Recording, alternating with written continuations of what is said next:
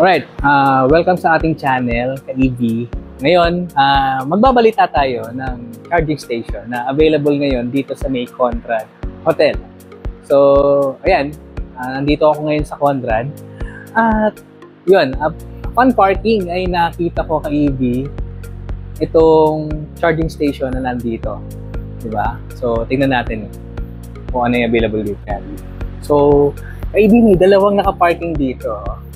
Yung Volkswagen ID4 at itong Omoda na hindi pa totally nilo-launch dito sa Pilipinas. Pero nakita na natin to last MIAS. At itong ID4 ng Volkswagen, nakita na rin natin to dati. At na-review na rin. Okay? Check nyo na lang yung ating review ng ID4.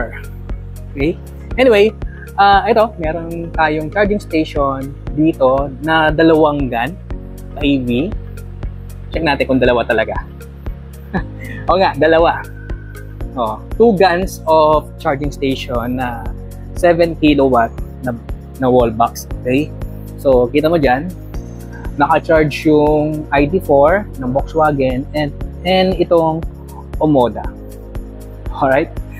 So, yan, ka-EV sa mga gustong mag-mall dito sa may Conrad Hotel, Pasay City, meron tayong charging station dito na available.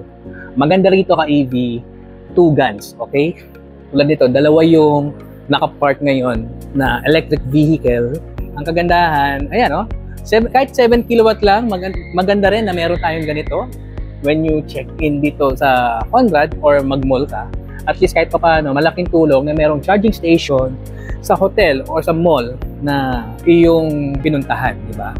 So, yun lang ka-EV. Lagi naman ako mag-a-update sa ating channel patungkol sa mga electric vehicle. So, ayan, dito sa may Conrad, muli, under SM, ay meron po tayong charging station dito sa may basement parking ng Conrad Hotel.